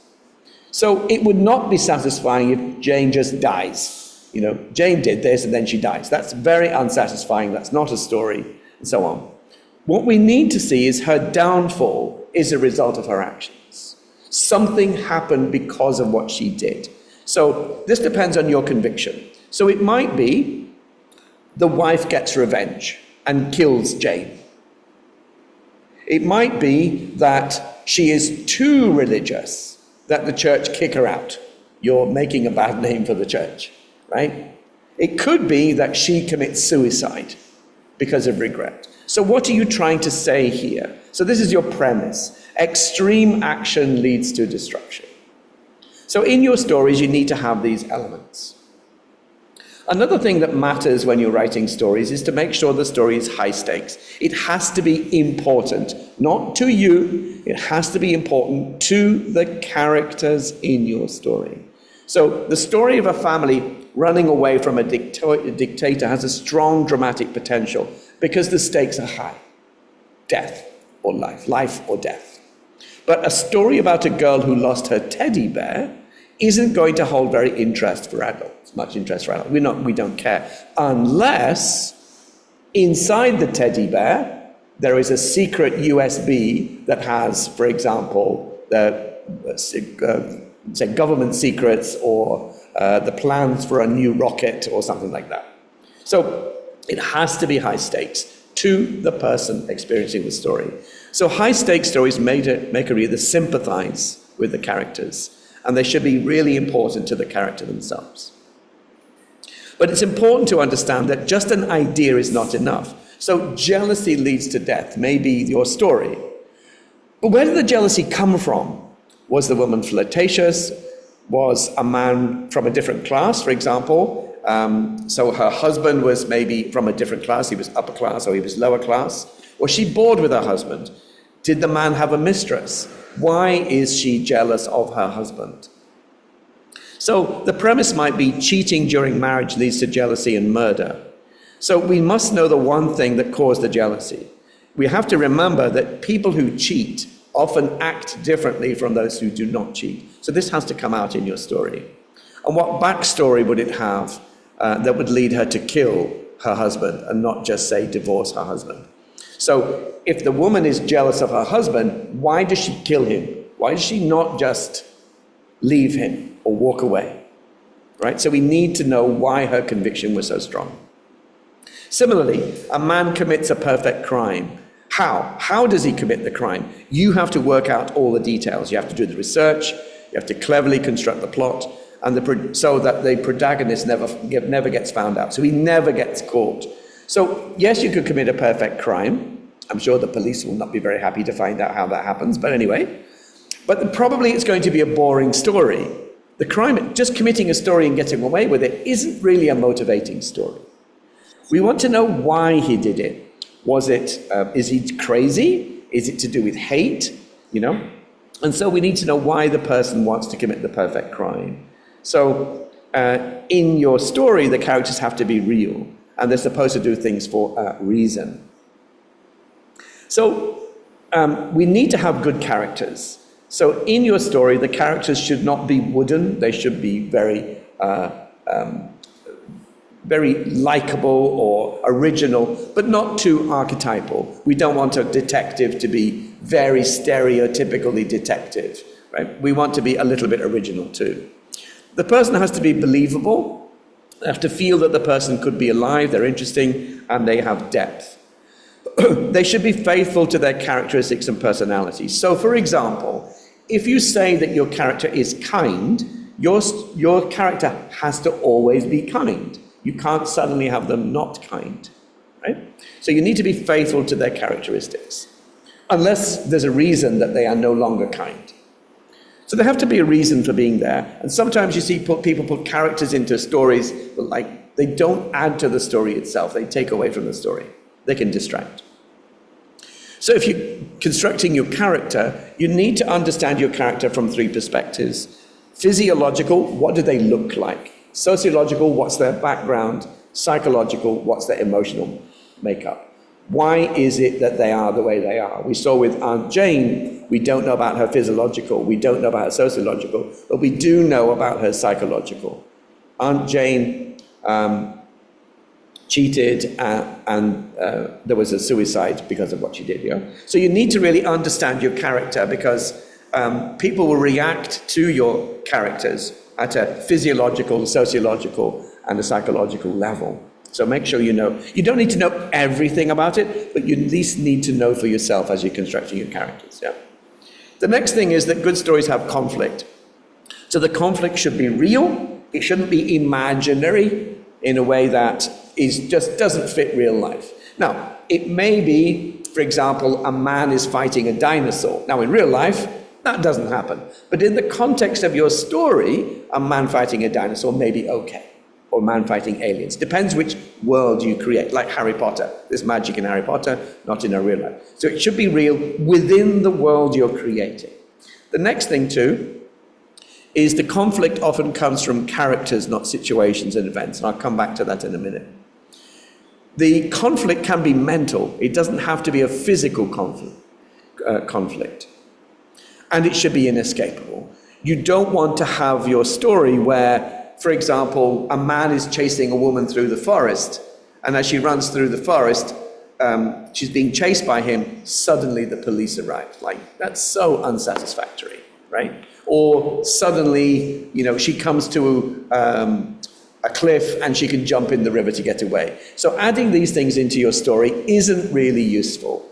You really need the lady to deal with the problem herself. She needs to turn around and deal with her attacker. She needs to threaten. We shouldn't have the lady suddenly go to the police station to solve the problem. She has to solve the problem herself. And it must be progressive. So the conflict has to get more and more and more and more until it gets to a crescendo when finally there's an ending. So it's your duty as an author to make your characters suffer in some way. So we need to see possibly an emotional change of your character. So let's assume that your character's background, she's insecure, humiliation, resentment, fury. These are parts of your character's background. So how would the character change? So she starts off being with hatred, but she ends up with love. Now you can't suddenly go from hatred to love. There are steps to go. So you might hate someone and therefore you hit them and you hurt them. And you're happy that you hurt them. Then you realize, oh, actually, maybe I'm not so good. He's broken his leg, he can't work, he's losing money.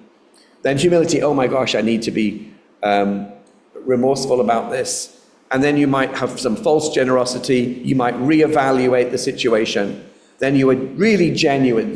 You're helping the person you cause problems for. You make sacrifice to help the person, and that leads to love. So here we have a series of events which you would tell in your story that would lead the person from emotional change from hatred to love.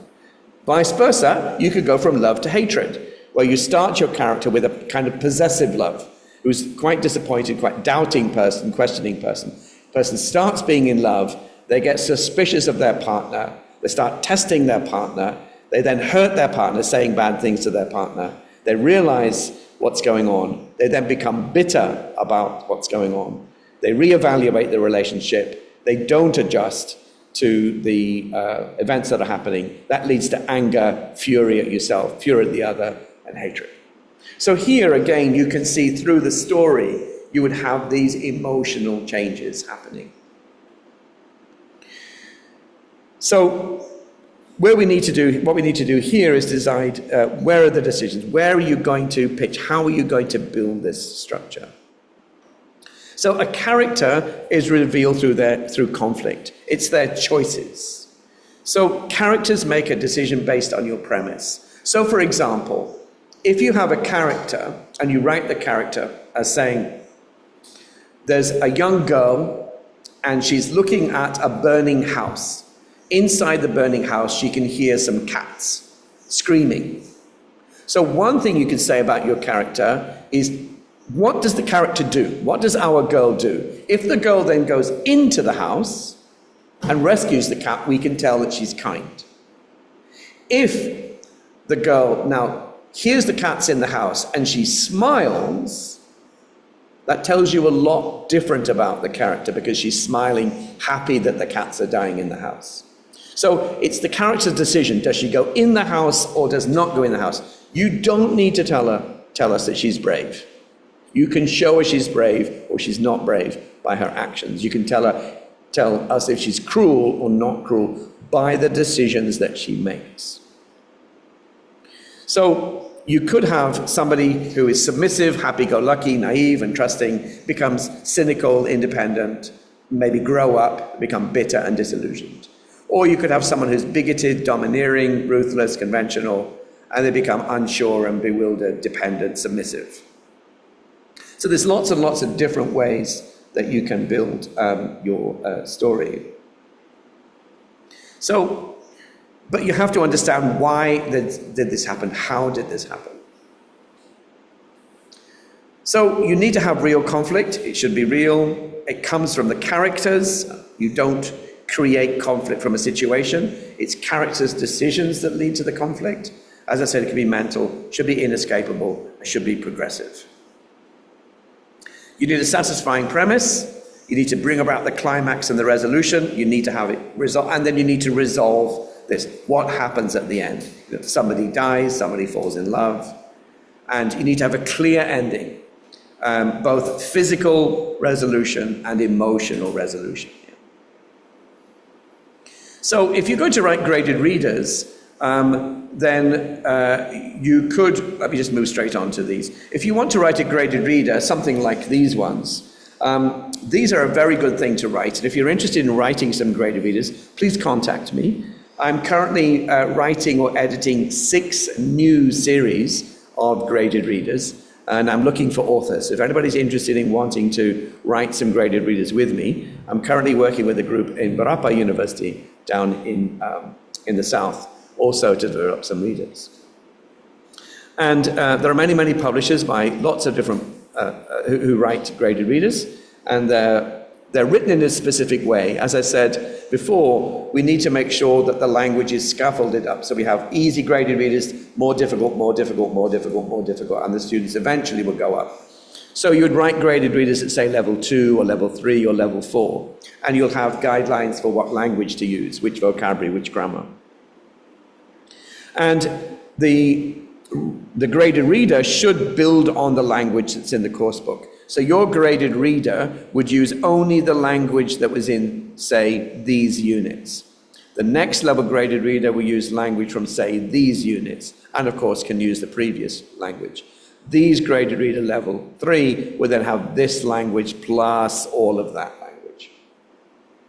So the graded readers, if you do write them, they could be very, very simple, lots of pictures, one sentence, short texts, only using present tenses, for example, some dialogue in here. The next level up would be paragraphs, 2-part sentences, some past tenses here, some modal verbs in here. Next level up, fewer pictures. We're starting now to get more complex grammar, multiple part sentences, multi-part words, reflexives. And finally, we move up to stories like this.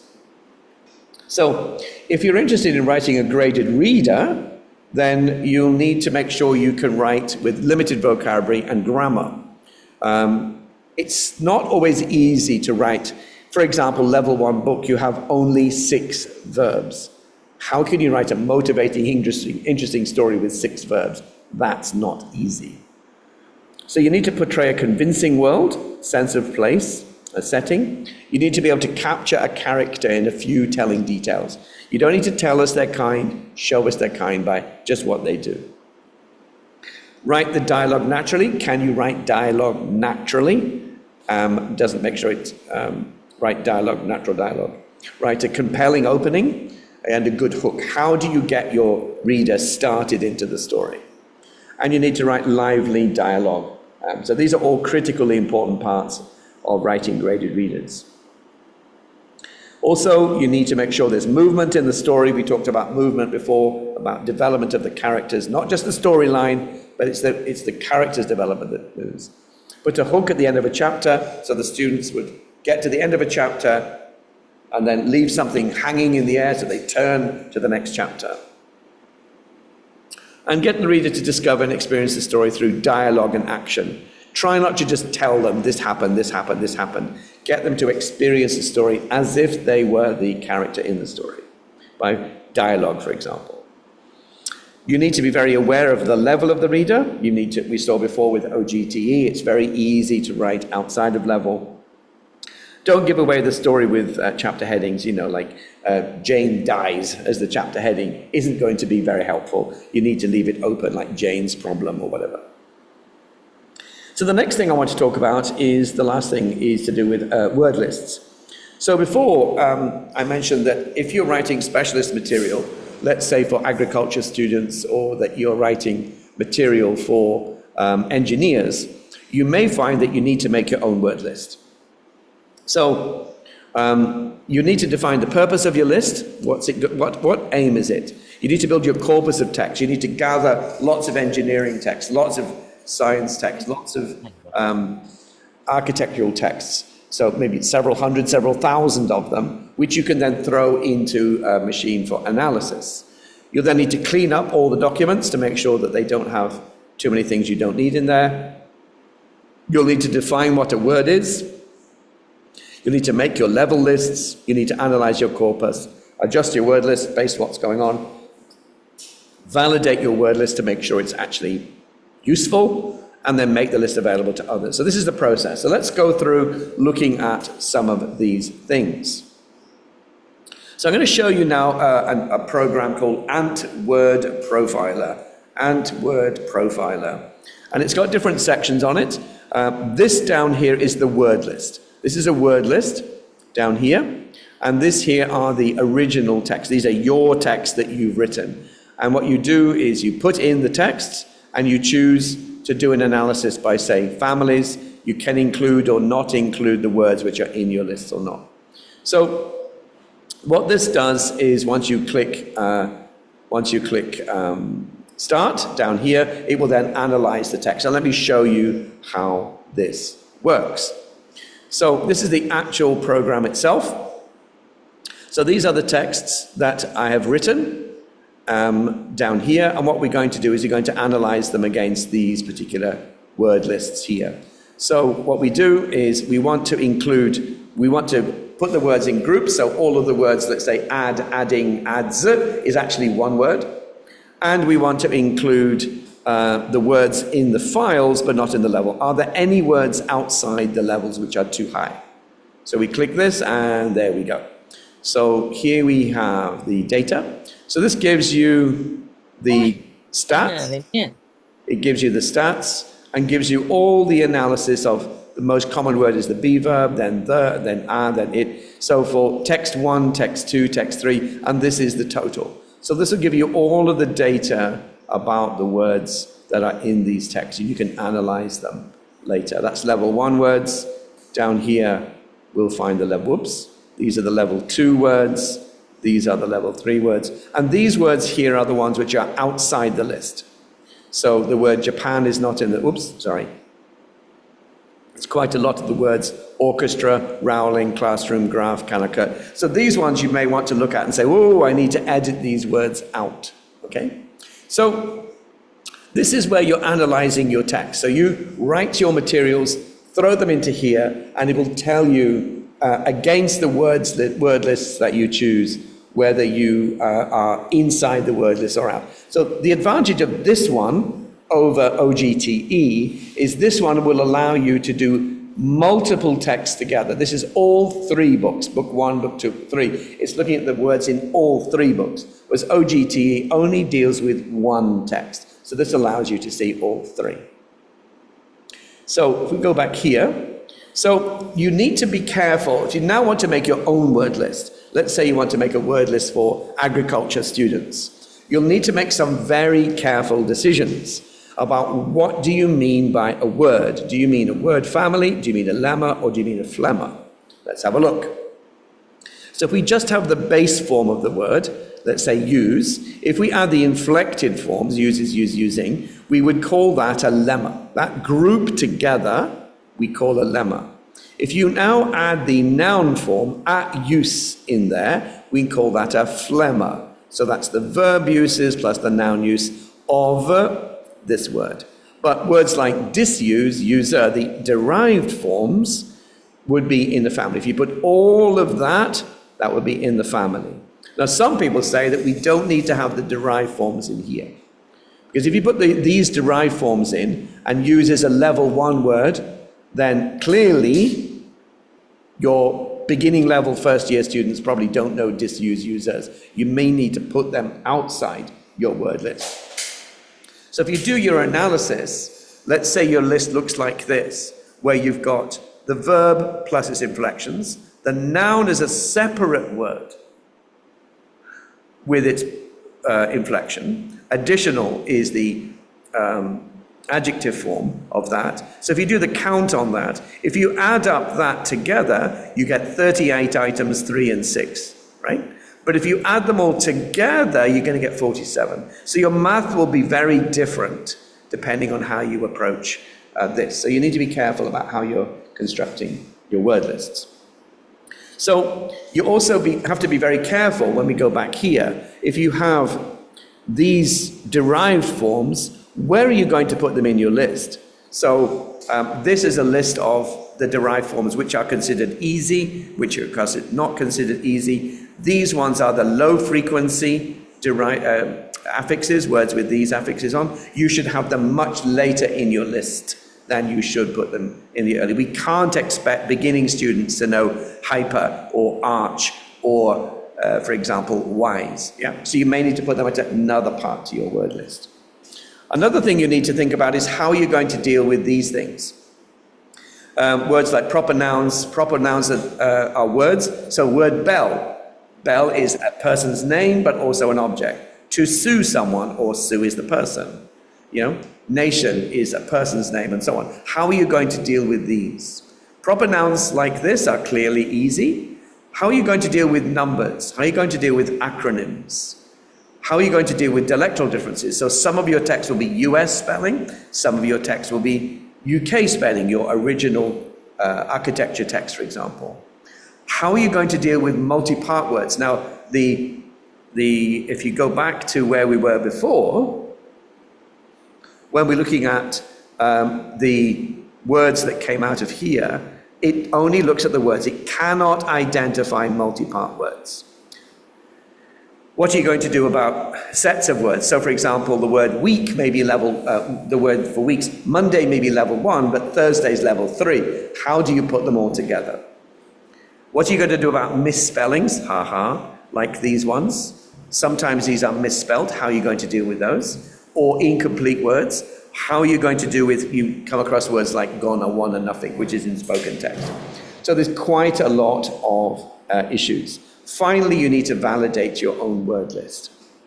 How are you going to validate its integrity? How are you going to check if you miss some words? And how are you going to mislevel? How are you going to move words around? So these words for book 1, these words for book 2, these words for book 3. So there's quite a few issues here. So I've gone through quite a few things today that you could have a look at. This is being recorded. We do have about 15 minutes now to ask some questions. Please feel free to ask. If you want me to demonstrate some of these programs a bit more, please do so. This is actually the QR code for the folder for where the materials will be. So these slides, I will put them in this folder later. The recording will be put in this folder later. So I suggest you take a picture of it and then scan the QR code later if you're interested in these materials. Does anybody have any questions, complaints? As I say, I go very quickly. Please look at the recording, slow it down, and go from there, yeah? Yes, you have a question. There's a question in there. Before the question, I want to say that I find this section very insightful today. Thank you. Especially regarding the balanced curriculum, the 4 types of activities. Thank you. The techniques of writing story Yes, yes. My question is that I see that many examples of your, the activities and the stories are for like, the junior Thank you very much, Professor Dr. Rob Waring, Just a for second, there's a today's question in the house. insightful session. Just a second, just excuse me a moment. There's a question inside, and I'll come to you in a second. Yeah, right. Yep. So you're talking about these activities here. Yes, regarding the best curriculum, I wanted to ask whether you have some recommendations for university level education that may be different from the stories you give examples of the school levels. Okay. Yes.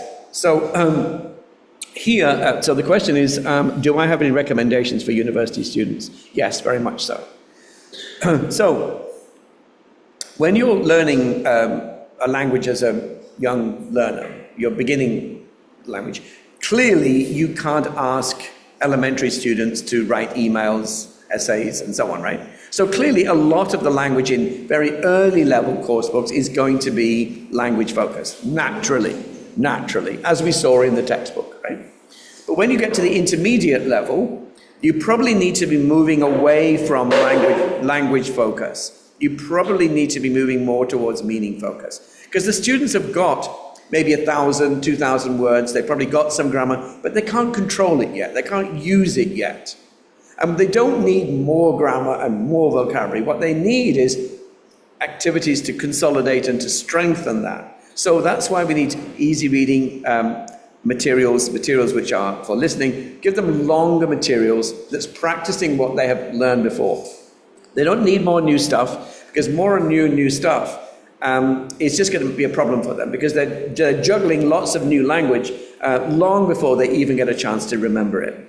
So your job at the intermediate level is to consolidate, to strengthen and deepen, not to add more stuff, but to consolidate and strengthen, give them practice in being comfortable with the stuff they have already learned.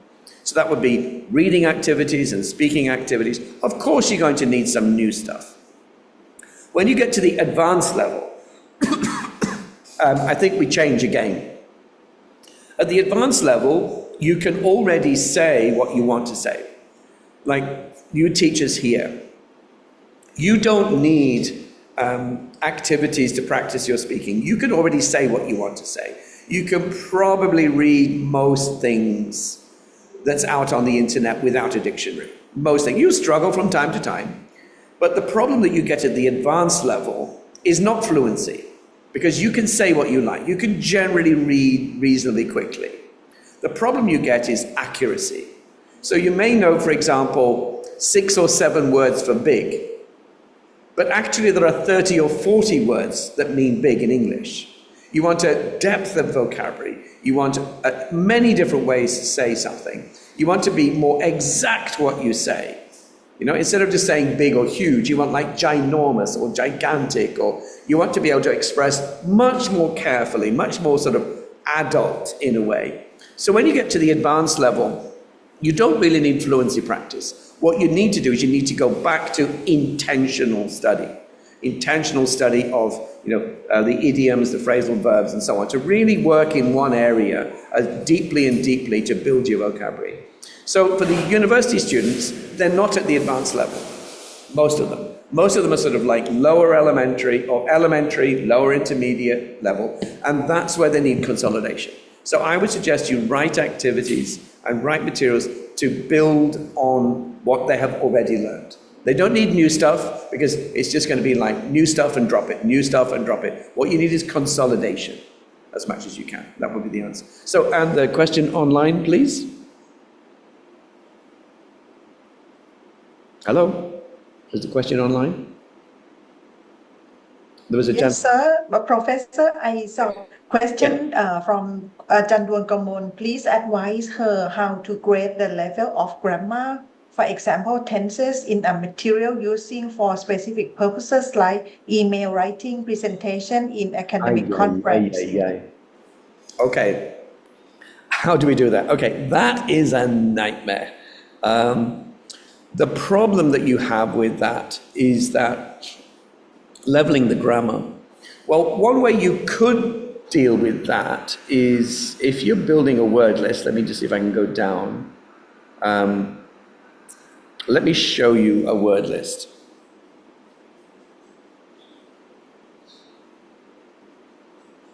So this is the list of words here. So this is, all of these here are it's vocabulary. But there are some items which you can put at different levels. So for example, at level 1, you may have only the present tenses. And at level 2, right, you would have, for example, only present tense. At level 2, you'd have the past tenses. So you may have, like here, added would be level 2, and adds and adding an add would be level 1. So you could split them up so that you could do that. You may have, for example, the past form, or you may have the past participle could be level 3, for example. That's one way to do that. So therefore you can identify what's present tense and what's past tense and possibly, say, perfect tense.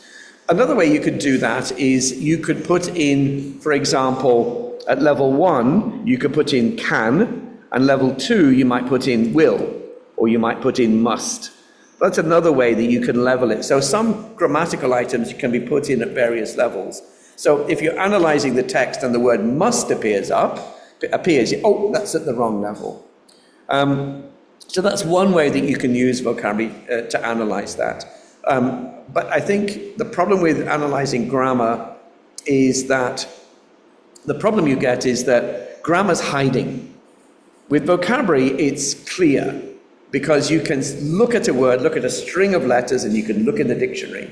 With grammar, you can't. So if it's like, John went to the park, the past tense there, you can't see it's past tense. The only way you know it's past tense is because you know that went equals past. And every time the past tense is used, it's used with different subjects, different objects, and of course with a different verb. And the other problem that you get is that not all verbs are constructed in the same way. So for example, some are transitive, some are intransitive. So it gets really, really difficult. You can't start putting in words which are, this verb, you only look for transitive and only look for intransitive. It gets extremely complex. All you can really do is just pick out some aspects of vocabulary and just put them into the list, those which mark grammar. It's really, really difficult. And one of the major problems we have in language education, going back right the way to the beginning, is I don't know of any research at all on the frequency of certain grammatical items. We know about vocabulary, we know that some words are more frequent than others, but we have no idea about grammar. We do have some research that broadly looks and says 90% of grammar use, of tense use is either present tense or past tense. But let's say we don't know how frequent, for example, the reflexives, or, for example, some other aspect of vocabulary. There's some aspect of grammar. So let's say if we knew how frequent, say, a past tense was, how frequently did the past tense come, and how much language do we need to meet in order to learn the past tense? Now, we know this for vocabulary. We know it takes between 8 to 50 meetings of a vocabulary item to learn it, depending on what level of word knowledge you want, whether it's test knowledge or writing knowledge or spoken knowledge. But for grammar, we have absolutely no idea. Is it 200 times, 500 times, 1,000 times, 20,000 times? Now, many of you here are not native speakers. I guess many of you still have not yet mastered the articles perfectly, a, the, and an. You've met them literally millions of times, but you're still not good at them, right? You're very good at them, but you're not perfect at them. So how long does it take to learn something? And this is a totally unanswered question. If anybody needs a PhD, please research that. It would be great. It's probably much more than a PhD. It's probably several careers. We do need to know this. Unfortunately, the problem that creates is that we just don't know how frequent some grammar items are. Therefore, they're very hard to put into a syllabus. So what we end up doing is we end up just using the typical pedagogical syllabus, which all the publishers use. We know that we start with a beaver, we go with the present tense, present continuous, then we might have will, maybe can, then we go to past tense. There's a kind of accepted pedagogical syllabus which goes through nearly all course books. And that's probably not to do with frequency, that's probably to do with teachability, I think. We go with teach the easy stuff before we teach the difficult stuff. So if we know how frequent certain grammatical items are, and we know it's going to take 5,000 times to meet the past tense, then we need to make sure the students get 5,000 meetings of the past tense. But our textbooks tend not to do that. So I can't really answer your question directly, except to say I can give you a half answer. I can't give you a detailed answer. Sorry, that's as best I can do. It's a real problem. And I would try to stay within the sort of accepted pedagogical syllabus which typically appears in most coursebooks. There's kind of an order that we present things in coursebooks, certainly for book 1 and book 2. After that it gets a bit fuzzy. So I'm sorry I can't answer your question directly. Would extensive reading help? So the question is, would extensive reading help? Extensive reading would certainly help in terms of the massive amount of input students need. Yes. This is why I'm encouraging to write graded readers. Students need massive amounts of language.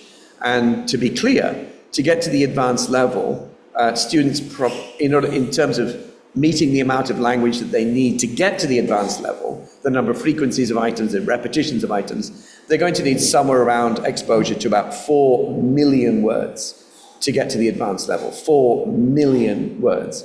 The average textbook has between 10 to 15,000 words. Junior high school textbooks have between 3,000 to 4,000 words. So there's clearly not enough input from textbooks. Students need to do a lot more than that. So 4 million words is the amount of language you are required to meet in order to get to advanced level. And so there's just no way to escape that. There's no shortcut to that 4 million words. Unfortunately, most language programs only have a very limited input. Typical junior high school students, where I come from, Japan, meet between 200 to 200,000 words.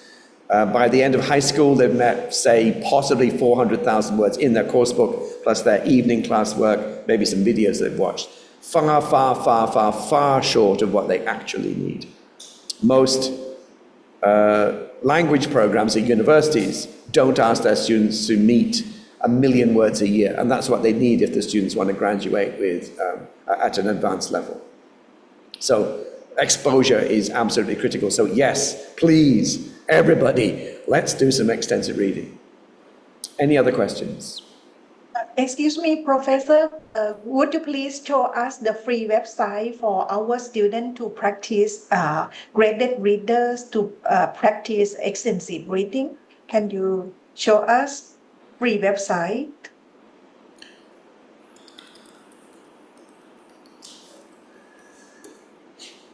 This is my personal website, one I created about 10 to 12 years ago. And it's loading a bit slowly. I think we have a lot of people online. This website has reading material, listening material, has vocabulary material as well. It has the OGTE tool. I'm sorry it's not loading quickly. It has about, I think, 1,500 to 2,000 texts. The website is totally free when it finally loads. I think we're having problems. I may switch off a couple of things. Let me stop sharing, that might help. Oh, sorry, you need sharing to see what I'm showing you. So I apologize. I'm sharing the screen. I hope you can see. This is coming up very slowly. Come on.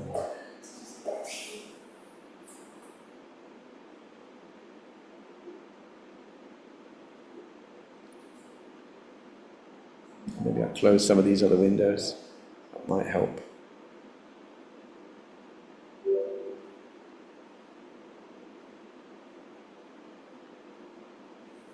Come on. Oh. We go back to where we were.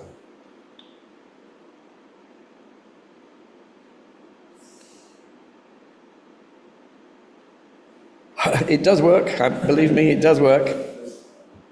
Connection. Connection's just not there with us today, yeah. Unless the website's down, shouldn't be down. Here we go. So this is Extensive Reading Central. From your perspective, there's actually two parts of this you need to know about. One is the student side, and the other is the teacher side. And the teacher side has not come up yet; it's still coming up slowly. But from the student's perspective, you've got reading text, listening text, vocabulary activities, and something called Text Helper, which allows students to analyze words in text. But in the teacher's side, this is where you register your institution. So you'd register Thammasat University. You would then create your classes, give the login information to your students. Students would then log in. So I'm just calling myself test student. So test student would log in. And what test student would see is the reading. So these are all the various options. So there's a reading library, listening library, vocabulary learning you can learn. So if we just look at the reading library here, there are multiple levels.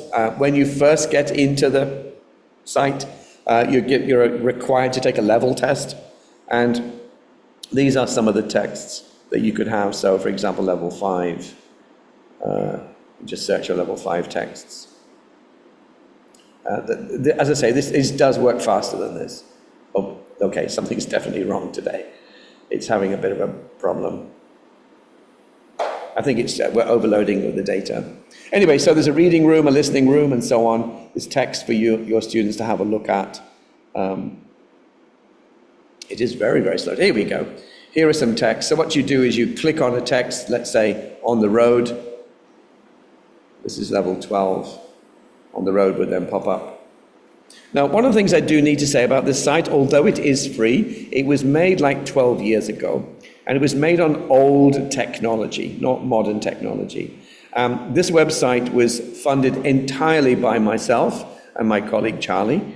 It cost way more than a new car to build, and took thousands of hours of our time to build this for the community. And so it's built on old technology. So there's a few bugs in here. Sometimes it works fine, sometimes it doesn't work fine, sometimes it's a bit slow. It doesn't work so well on smartphones, it works better on computers. But the alternative to updating that is another $30,000 or $40,000. And quite at this stage in my life, I'm not prepared to spend another $30,000, $40,000 to rebuild this. So it works. Largely it works. It's not perfect, but it does allow you to create classes, download the data, and so on. It's not as good as another website, which I will show you. I'm sorry, please have a look later. xreading.com is actually a better site. It works much faster. There we go. Instantly you can see. This is not free. This is actually only, I think it's something like 3 Starbucks coffees a year for students to get access to 2,000 books, which is really good value. And in the library here, okay, it is an internet issue. In the library here, there's lots and lots of different stories. Yes, this is definitely a data issue. You can pay Thai baht. There's a representative here. Do you know DK Today? Contact DK Today. They are the agent for this. So if you wanted a trial account, then this is something that they do offer, a trial account for you and maybe 10 of your students. And again, I'm sorry about the internet. We're very slow here. I'm not quite sure why. So anyway, X-Reading is, to be very, very honest, is a better one than ER Central. It's more up to date. It has a whole range of materials, much better material, longer materials. It has listenings as well as reading, so you can read and listen. It's got quizzes that follow it. Lots and lots of other features, speed reading as well. So X-Reading is actually better, but it is a pay site. And the reason for that is the owner of the website has to pay Cambridge, he has to pay Cengage, he has to pay Collins for the use of their material. So the quality of the material is actually much better here. Let me see if I can just try and get to there. Okay, X-Reading, library, still the same problem. Maybe I can log in. No, it's not me. Anyway, so please have a look at X Reading. It's a fantastic website. It's very, very good. Please contact DK today if you're interested, or contact, and I'll put into the chat, Paul at xreading.com. If you're interested in getting a site, oh, that's not, I don't have access to mail everybody. I'm restricted only to contacting one person. Somebody who has access to everybody in the chat, I can't type to one person. I can only type to one person, and I just type to Ajamindra. I don't know how to type in the chat. Sorry. But probably you can contact, there we go, contact us. There we go. Just info at X Reading or Paul at X Reading. If you're interested, please go there. I am very conscious that we're over time by a few minutes. I am prepared to answer some more questions, but maybe after we've had a closing, Ajahn Art, are we going to do a closing address? Yeah. Just finish? Okay, we just finished. All right, we just finished. If you want to stay around, please do so and ask questions. I'm happy to be here. I will be around on the weekend as well. If anybody wants to meet up and have a chat, please contact me. My email is, I'll just show it to you. This is the contact information. And as I say, the slides we've got later. I do apologize for going through very quickly today. Each of those sections, subsections we did today are actually like a 2 to 3 to 4 hour presentation each. So I tried to cover as much as I possibly can. I could go on for 6 to 7 hours about writing stories, many, many more hours about writing word lists and making your own word lists. If you're interested in those things, here's my email. Please get in touch. I will be spending a lot of time in Thailand over the next few months. So please feel free to contact me. I do go back to Japan this week, but I will be back next month. I would want to say that next month, if you are interested in reading, please attend the Extensive Reading Foundation, Thailand Extensive Reading Foundation and Chulalongkorn Reading Conference. Please search for that. There's a Chulalongkorn Reading Conference next month. It's at a hotel, near hotel, yes. I don't have a link with me right now, but please, if you're interested to find out more, if you want to meet me personally, please come along. You can also actually meet Paul Goldberg, who is the owner and runner of X Reading. He will also be at the conference. So please do that. Thank you very much for your time today. Thank you so much, Professor Dr. Rob Waring, for an insightful and useful session today. I hope that everyone is benefited by today's little public talk. Before we end our fruitful session today, I would like to invite Assistant Professor Chotip Viraya to give a closing speech, please. On behalf of the Language Institute, I'd like to express my thanks to Assistant Professor Dr. Kittitat Sunthornvipat for hosting this interesting, informative, and useful public talk. And thank Kun Deshathorn for the MC today and all participants. And please keep checking our little website for the next public talk. Okay. Thank you very much, Assistant Professor Chotip Viraya. Can we take a group photo, please, everyone? Oh, yeah. Could you please turn on your yes. camera, Could you guys please? come and stand behind me? Come and stand behind me. We have some people in the room. They're going to come and stand behind me. Yeah. So quickly, please. No, they're taking a picture here. So you need to come and stand behind me. From Zoom. Yeah, from Zoom. Yeah. All right. Okay. Please. They can't see you. You're going to have to somehow. Where's the camera? I don't know. I'm not sure how to do it. I'm not sure how we're doing this. All right. Are you ready? Okay. 1, 2, 3. Okay. Okay. I don't know if we're on camera, but it should be okay, I think. Can we take one more photo, please? Yes. Yeah.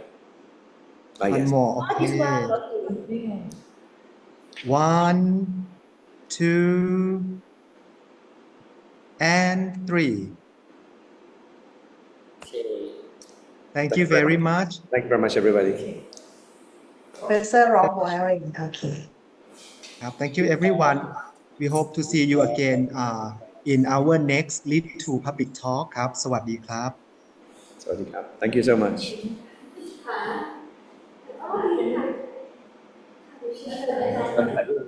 อ๋อ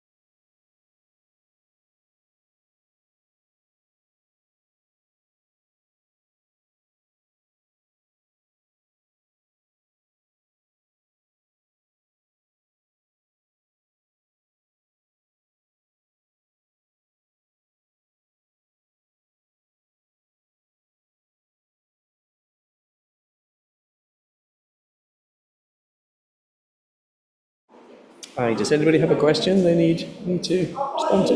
Excuse me, I have a question. CR for